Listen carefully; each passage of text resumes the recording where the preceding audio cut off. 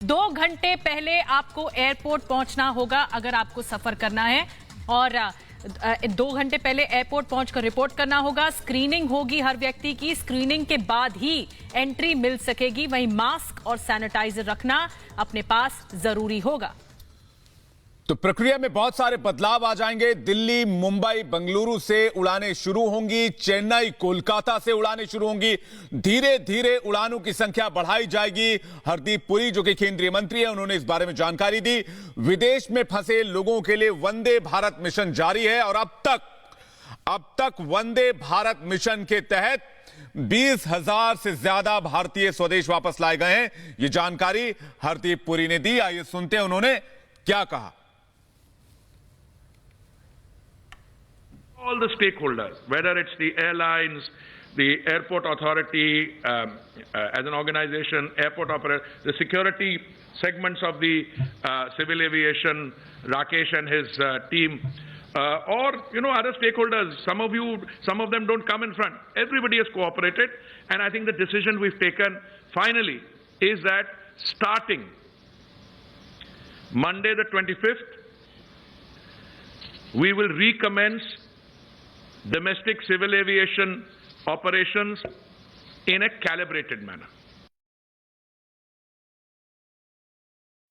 तो हरदीप सिंह पुरी, नागरिक उड्डयन मंत्री को आपने सुना। साफ तौर पर उन्होंने कहा कि जो गाइडलाइंस जारी हुई हैं, वंदे भारत मिशन के बारे में तो बताया कि जो भारत वापस लौटे हैं लोग, वो कितनी तादाद में उन तक मदद पहुंची इस कोरोना काल में। लेकिन 25 मई से जो घरेलू उड़ानें शुरू हो रही हैं, उसको लेकर नियमावली जारी हो चुकी है और उसके आधार पर कई रेट तक फिक्स कर दिए गए हैं।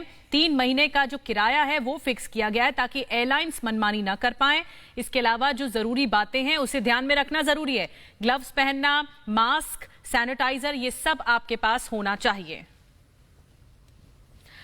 तो लगभग 2 महीने बाद 25 मई से घरेलू उड़ानें फिर से शुरू होने वाली हैं। अगर आप फ्लाइट में सफर करना चाहते हैं तो अब आपको नियमों का सख्ती से पालन करना जरूरी होगा। एक रिपोर्ट पर नजर।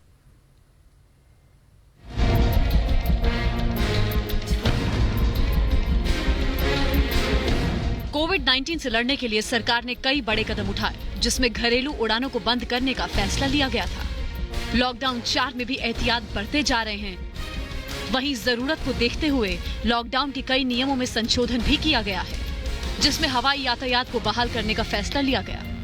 कल नागरिक उड्डयन मंत्री हरदीप सिंह पुरी ने जानकारी दी थी। आज एयरपोर्ट अथॉरिटी ऑफ इंडिया की तरफ से गाइडलाइंस जारी की गई, जिनका पालन यात्रा के दौरान यात्रियों और एयरपोर्ट स्टाफ को करना होगा। गाइडलाइंस के मुताबिक यात्रियों को 2 घंटे पहले पहुंचना होगा।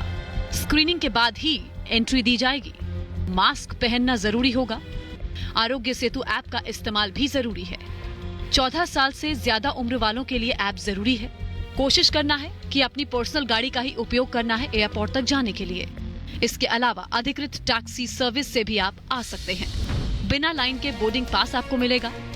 ट्रॉली का उपयोग जितना हो सके कम से कम करना है।